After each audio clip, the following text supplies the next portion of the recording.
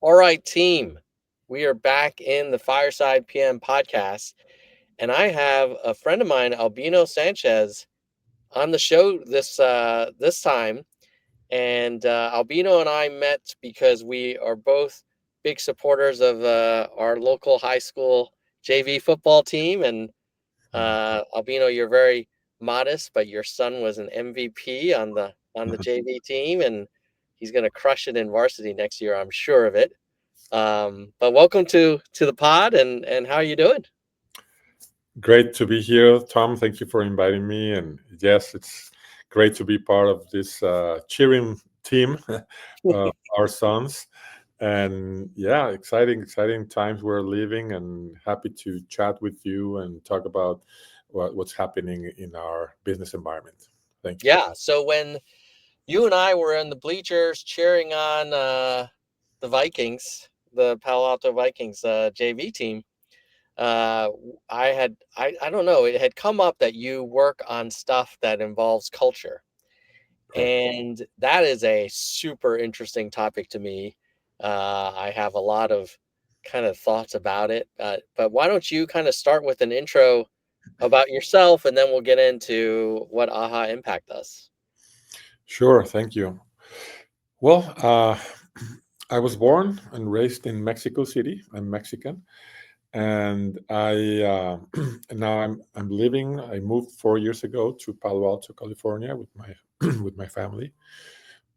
And regarding business and my career, I started in finance, and then I started working for projects related to strategy, to company strategy. And then I became a strategy consultant. And so I did very interesting projects for large companies in Mexico, where we helped them implement different frameworks so they could describe, measure, and implement strategy, like Mhm. balanced scorecard, OKRs, and other frameworks. So I did that for several years. Then I became a strategy director at a large transportation company, and I realized that, through all those years of consulting, I was curious about what happened with those clients. So I looked back, and I saw that some still used those frameworks, others didn't, and I was curious why these frameworks were really helpful for some companies and not for others. And what I noticed is that the main difference was the leader, or the leadership style.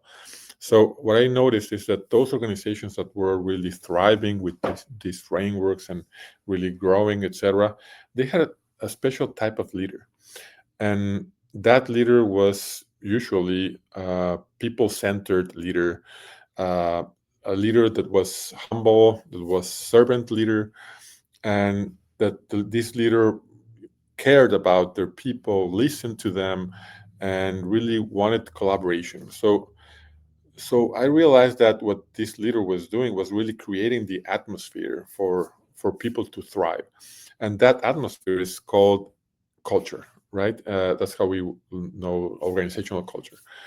And since I've worked with strategy, I realized that having the right culture is what's going to enable strategy execution. This is something that we have heard. We're not sure if it was Peter Drucker or someone else that said, culture, organizational culture, it's strategy for breakfast. And that's so true, because we need to have the right environment so people can thrive and then implement and then be successful in business. And well, so that's a little bit about of what I learned in that those years. So I was reflecting, how can I help organizations really shape the right culture? And I realized that leadership is is one of the key elements. Now, I ask myself, how can I help leaders become better leaders? And I realized that one of the best tools is coaching, executive coaching. So I decided to become a coach. So I've been coaching for more than 15 years. And then I've been asking myself more questions. What else? What else can we do? And then I realized that you know there are other things that we can do. How we bring people to the company, what type of people, how we describe the culture, and many other things. So I can talk a little bit more if you're interested. But culture is a complex topic, and there are many ways to tackle this challenge, and that's something I decided to become my mission. My mission is to help organizations uh, achieve the right culture so they can thrive and their employees can thrive as well. Yeah. Albino, you talked about some leaders succeeding more than others at implementing these strategic frameworks and getting good results from it. And I'm trying to reconcile that with the idea that many companies have different cultures and uh, they can still be successful, you know, even with variations in the culture. Mm. Um, when I hear you talk about it, it sounded like you might believe that there are some foundational things that are consistent across different companies, or how do you think about like variation in culture versus like driving success? Do you think there's generally a set of principles, or have you seen it done a lot of different ways? Well, that's a good point. An organization has several cultures, so we can have like an overarching or an umbrella culture, that covers all the company, and those are like big values, no, core values and core behaviors that we can see throughout all the organization. But then, if we start going deeper and we start seeing what's happening in each world, each department, in each office, we nowadays we work a lot remotely and we have employees all over the world. So in each location, we may have different cultures because a different culture because just by being in a different country, we we automatically have a different ways of doing things, of different ways of communicating, and all that affects the company culture. So yes, we are now in a multicultural environment, right? And a global environment, and that's an additional challenge nowadays in organizations, because we need to be aware of that, and again, what I found that is the key element in shaping a culture is leadership. So we need as organizations to be aware that our leaders are the ones that are shaping our culture, and but something important to take into consideration is that we need to be aware that we all have a culture, or several cultures, but we need to define what's the culture we need to work towards to, and that's an important element to take into consideration, because um, if we want to continue growing, we need to walk towards that ideal culture. Let me give you an example that I'd love to get your thoughts on. Like, Yeah.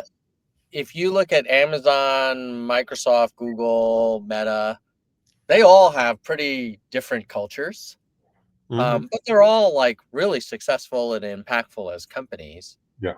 Um, do you think that there are any common characteristics of winning cultures, or do you see a lot of different paths to have maximum impact? Well, yes, I've seen several common characteristics that help organizations be successful. For example, innovation is one of them. Where we need to have nowadays, with so many changes with AI, technology, globalization, etc., communications, we need to be innovative. We need to be adaptive. We need to embrace change as something that's part of our day to day. So we need to be more adaptable, flexible. We need to embrace change, and we need to be innovative. So in the past, we could see like several archetypes of cultures. For example, one archetype would be a people-centered organization. Another one would be an innovative organization. Another one would be a process-oriented and an efficiency-oriented organization, right? So those are just examples of, you know, a clear orientation or clear culture. But now what we are seeing is that these successful organizations that you mentioned, they are innovative, they are adaptable, they are usually, changing, constantly changing. So I think uh, those are the traits or the Mm. characteristics that we can see in most of these successful organizations nowadays. Yeah. Well, let's get into what AHA Impact does, because Mhm. how does your company work with companies or other with clients around these challenges? Sure. Well, AHA Impact is a consulting, training, and coaching firm. We're based in Palo Alto, California, and we help organizations um, identify their current culture, identify their desired culture, and we walk with them from culture A to culture B. Okay. Now, how do we do that? Uh, we do that through different steps and services that we provide. And let me give you a quick overview of those steps. So first of all, we need to describe the culture. So because we always talk about culture, but what is culture? What's our culture? So we need to describe it so everyone in the company can know exactly what's our culture. Because if you go to any company and ask different employees, hey, can you describe the culture of your company? You're going to get so many different answers. So we will. That's one thing we need to solve first. Okay, let's get into an agreement. What's our desired culture? What's our current culture? So that let's start with that, so we can have a gap, a clear gap that we need to close. Now, once we have that, then we need to take a look into the hiring process. What type of people we are bringing into our company? So that's an important process we need to review, and we need to bring in people that are aligned to the culture that we are walking towards to. So hiring, then onboarding. It's very important to really help those people really adapt and really add value to our company and to the culture we are working towards to. And then we develop leadership and we develop teams. So those, especially with those middle managers, we have seen that middle managers have a critical role in shaping the culture of a company. They are the ones that are, you know, they are receiving the orders or the directives or of the strategy from the executives, but then they need to turn around and really coordinate efforts of their team, of the employees. So they have a critical job there that they receive so much pressure and they're so stressed out. And so we need to help them. We need to help them because they are the ones that really conduct those strategies top down, and then make sure that they implement. Uh, and then they also need to interact and negotiate with management as well. So that's a critical role. So what we do is we help those middle managers really develop their leadership skills, develop their managerial skills, so we can strengthen their leadership as a key role in the organization. And and then we also help with change management. That's critical nowadays. How to prepare for big transformations in the organization. And we work with people, we work with communication, internal communication, and we prepare people for those changes. We also work with teams, no? So they become high performing teams. And finally, we also work with strategy. No? We also review with the management team if what's the strategy, what's our focus.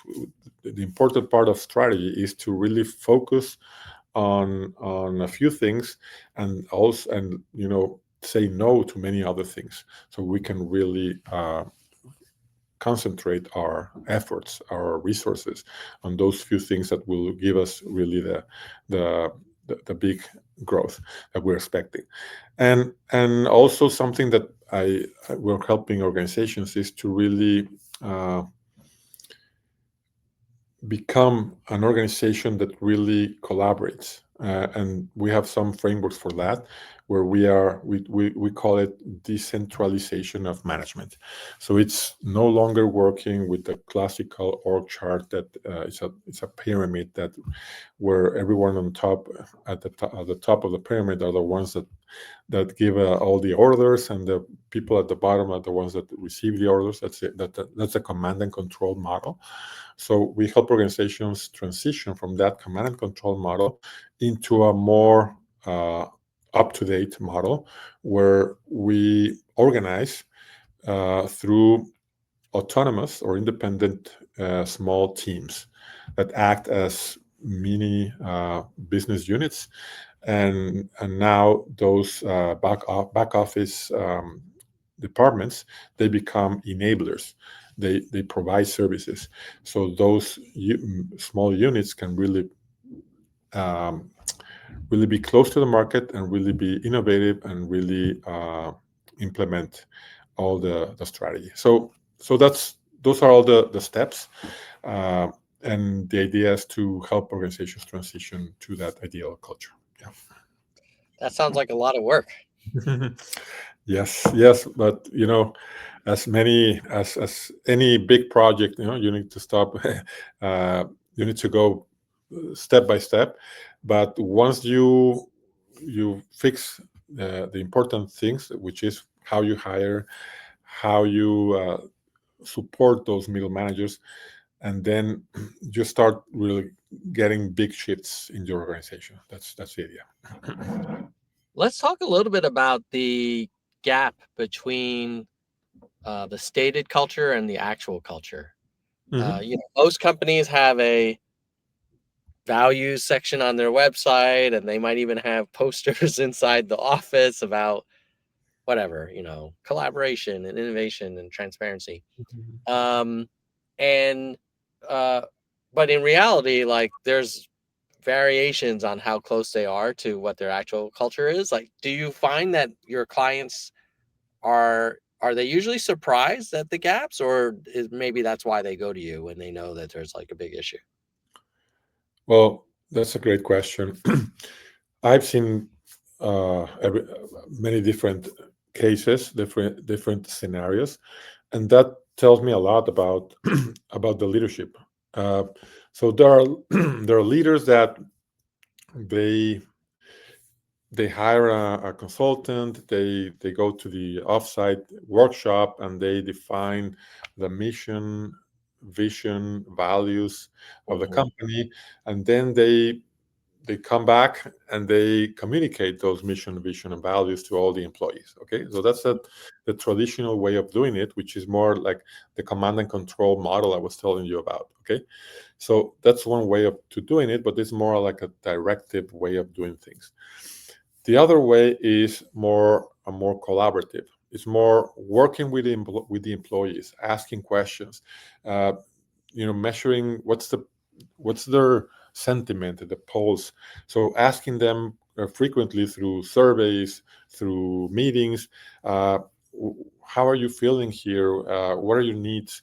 So becoming servant leaders, becoming enablers. So as you can see, that's a completely different Mhm. leadership style. So so in style A, they they don't listen much. they they think that, okay, those that desired culture, that's the right one, and they since they are communicating that that's the culture we are, they believe that they are already there. And but in reality, everyone knows that they are not there yet. Okay, but it's like the elephant in the room, right? No one, Hmm. nobody talks about that gap.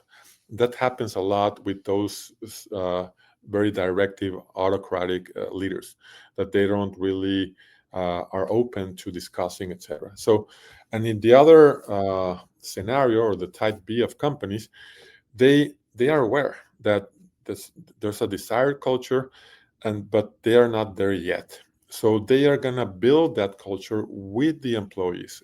Okay, so it's a collaborative work, and so they start, a big, initiative where they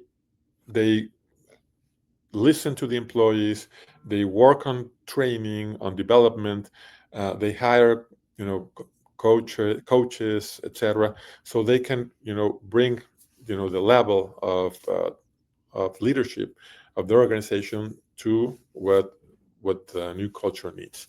So yeah, that's what, as I was telling you, I've seen different things, and but I think that it's very, very important to be really open to reality, and to be honest, and to be transparent. I think that's going to help you much, much more with your management, than trying to, uh, just by saying this is the way it has to be, just trying to, simulate that things are really there. Yeah. So, Albino, let me ask you this. Um, what would you say if a client heard this and said, well, number one, there's a culture that I want for this company, Hmm? and maybe the CEO says this, and I know that we're not there, but this is where I want us to go. This is what we need to do for us to be successful. So I don't want to have this listening tour with all the middle managers because they're going to share the way it is or maybe the way it used to be, but I'm actually trying to lead us in a different direction. How do you reconcile, that argument with what you were describing? Yeah. So here's what I was telling you about the change management Mhm. framework. So in this case, you have a challenge, you have a clear objective, which is, okay, we have a gap, we need to close that gap, and we need to evolve our culture. Okay, that's perfect. Now Mhm. we need now they come to me, hey, how can I do it? Okay, how we're going to do it is, we're going to prepare your all your employees for this journey. Okay, how are we going to do it? So first of all, there's four steps that we're going to follow, and this is a framework called Do It Change.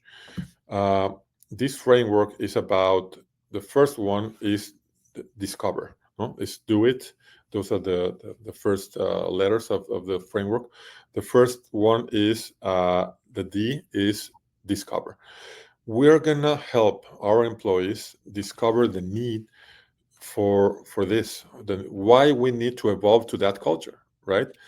Uh, and how are we gonna do that? We're gonna do it through conversations.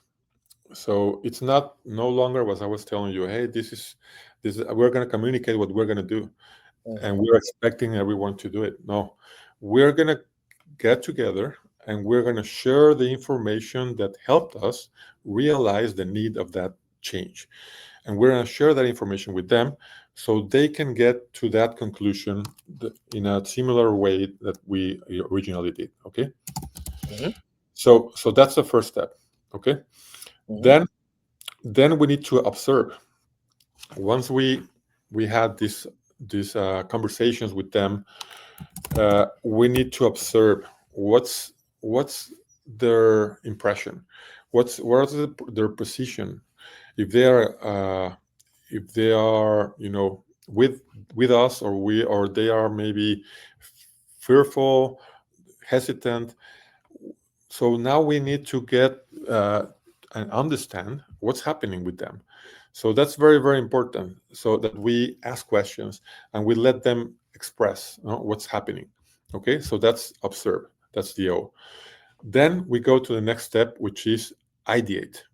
Okay, once we have asked them what's happening, we have addressed their fears, their concerns, and now we are all in the same page.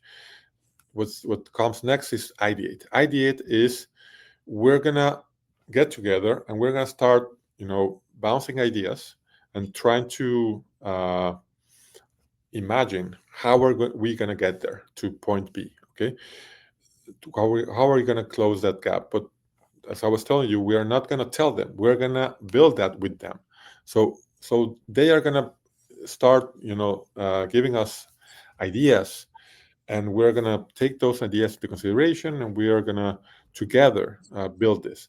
So that's really powerful. That's the way that they Mm, really get committed, and because they feel heard. And even if we don't use an employee's idea, just by the fact that we listened, they are going to commit to the idea that we decide to follow, that we all together decide. So that's ideate. And the fourth and final step is transform. Transform is about, okay, with the ideas that we selected, we're now going to implement those ideas, and we're going to distribute work, organize work, and we're going to together really make this happen. Okay, we're going to execute. So those are the steps that I usually use with my clients to help them through transformation. how do you see this differing if it's a startup versus a mid-sized company versus like a giant corporation? Hmm. Well, these principles are applied no matter the size of the company. Uh, but it's easier at some point when it's smaller. The company is smaller, right? Because they are more used to changes, to make changes to the way they work. They usually use several hats, uh, and but when you go to a large organization, they are more specialized, and they have processes and routines. So they are a little more less flexible, right? But the key in both cases is that leadership, the CEO, the C-suite, they are the ones that really are at the front of this change. And they are really the sponsors. They're really the because they are the ones that can make this happen, because they can move resources, they can reassign resources, and because if we try to do it from maybe from the middle to the top, maybe this is an initiative that comes from, I don't know, a middle manager. If the resistance comes from the top, that's almost impossible. but Yeah. but if the initiative comes from top bottom, you can, if they are convinced that things need to change, things will change. So yeah, that's the idea, to really these transformations need to come from top management. Yeah. You talked about the importance of hiring, Mm. and how do you evaluate a job candidate if they are a fit for the culture that you're striving for? Well, we been developing a tool for that, because we found that that's one of the weakest links in Mm, the hiring process in many organizations.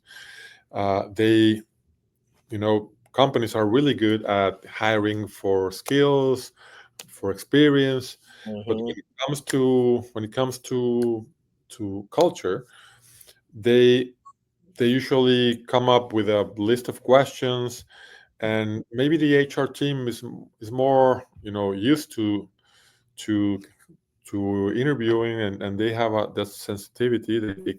They have this gut feeling more fine-tuned, but in the end, the hiring manager is the one that's gonna decide most of the times, and mhm. they are not experts at interviewing for culture fit, so they end up relying on their gut feeling, and that gut feeling is full of bias, because they like the candidate that is similar to them, or they feel more comfortable with, and that's not necessarily the one that's aligned to the culture. So, so to solve that problem, we've been developing an AI tool for the last 6 months, and this AI tool is going to help them. First of all, we're going to describe the culture of the company because we're going to upload all the information that's relevant so AI can learn about the company. And we're going to have different inputs. Huh? We are going to have all the employees to interact with the tool, with the chatbot. So we're going to be gathering all the what's their experience of working there. Mm-hmm. Uh, we can also analyze the internal communications. So there are many ways of gathering that information. And finally, we have a report on the current culture and the desired culture. So that's the first thing that this tool helps us do. And then once the tool really understands the company, we're going to also input to the tool, upload to the tool, the information about the candidate. So we can upload the interviews, the transcripts, the resume, maybe there's an assessment, and with that, the tool also has several frameworks embedded, uh, and with those frameworks, the tool is going to organize the information, is going to present us a report. And finally, the hiring manager is going to prepare for that culture fit interview by interacting with the tool. Now, imagine that the tool is going to recommend the hiring manager, hey, what to look for in this particular or specific candidate, because the tool already knows a lot about the company and about the candidate, and also knows about a lot about how to ask maybe behavioral questions, for example. So the tool can really see things that we humans cannot see, and by analyzing all those interviews, the tool can tell the hiring manager what to look for and what to ask for. So it's a very tailored experience for the hiring manager, and with this, the hiring manager is really empowered to really see what needs to be seen and not rely on gut feeling. Yeah, So can the tool conduct the culture interview of the candidate? it doesn't conduct it, but it's a big support for the person that's gonna conduct it. So the tool helps the interviewer prepare for the interview. Hmm. That's it. Got it. Yeah, Yeah. it's super cool because for many years when I was doing interviews at Google, sometimes I would get assigned the culture slot. Mm, And I felt like, okay, well, I've been at this company forever, so I kind of feel like I understand the culture. But at the same time, I would often refer to like the official guide on like, okay, this is what we mean, blah, blah, blah, blah. mm, Uh, and I think your tool sounds intriguing because it sounds like it's looking across multiple data points, both from defining the culture, but also evaluating the candidate, like the transcripts, the resume, blah, blah, blah. And so I'm guessing it might have a higher accuracy rate on assessing culture fit than any one person that on the loop that was assigned this duty. Because like for an engineering interview or a product interview, like you know if they can do the competency or not. But culture is like a delicate one. Like how do you really ascertain it necessarily? That's exciting. Yeah. yeah. So the tool is it out there or is it still in development or Well, where? yeah, we recently finished the development, and Mm-hmm, we have the first the first version of the mm-hmm, software, and we've been talking to several organizations to try this to as a beta testing, mm-hmm, and we already have a few that are interested, and we're going to start with this testing in January.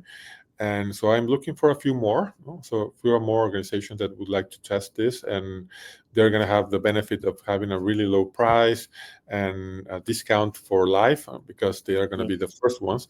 And this is going to be helpful so we can adjust whatever needs to be adjusted, and then launch it to the market. So that's the idea. That's where we are right now. Yeah, that's super exciting because I think a lot of companies now, they don't have any problem getting hundreds or thousands of applicants, but picking Mhm. the one to make the offer to is super crucial. So yeah, that'll be exciting. How can people reach out to you and volunteer their company to participate as a beta tester? Sure. My website is ahaimpact.com, Hmm. and they can also reach out to me through LinkedIn. On LinkedIn, you can find me by Albino Sanchez, and my email is albino at ahaimpact.com. All right. I will share my screen so people can see your cool website. Mm-hmm. That's the one. Yeah, this is the one. All right. Last question before we wrap up. What advice do you have for candidates who are evaluating different companies? And I mean, ideally, the company would be using your tool, and then they would only get an offer if there was a good match. But not every company is using the tool. Hmm? And often, like what the candidate can see on the HR website or the recruiting website, like it all looks pretty similar. Like, oh, agile, innovative, integrity, customer driven, blah blah Hmm? blah. What advice do you have for candidates that are trying to assess a potential employer for culture fit? Great question. So, what I would like to recommend to those job candidates that are, looking for their next job is regarding culture fit. So, first of all, it's important that they are as authentic as possible. So, it's better. Maybe they want to work for that company, but you know what? If there's not a good fit between your values, your way of working, and the company's values and way of working, if there's not a good fit, you're not gonna have a good time there. You're gonna be you're not gonna be there for too long, or probably you're gonna be really stressed out or uncomfortable. So it's very important that you are authentic, you're yourself. Don't try to make an act there. It's very common to do that, just to cover the expectations of the potential employer. But you know what? Try to get rid of that fear, no? And try to be yourself, and and assess the company the way they are assessing you. So this is a two-way assessment. So you are also interviewing them. It's easy to say than to do it, but you know what? It's your life. You need to really look for a company where they respect you, where they uh, the way they manage their people is a way that you are comfortable with. So ask the questions you need to ask, no? Hey, are you open to hybrid work? Hey, how do you if I get pregnant, how do you manage that? Whatever, I don't know. Whatever you need, that's important for you in your work life, ask for that in the how do they do that. And also, something that's very common in the interviews nowadays is the behavioral questions. So they ask you, hey, tell me about a time where you had a conflict with a boss or a colleague, and how did you solve that? Okay, so maybe you can ask questions like that to the company. Yeah. Hey, tell me about a time where you had a situation, this and that, and how do you solve that situation, etc. So that's a good way, so you can understand how they usually treat or their employees, how they make decisions, how they communicate, the level of collaboration, the leadership style. You want to try test all those things, and especially what's really important is to get to talk to the hiring manager with the hiring manager. Okay, Hmm. usually if you get to the final stages, you get to talk, but if if they are not planning on doing that, that's critical. That you because people join organizations because of the company, and they leave the organization most likely because of the boss.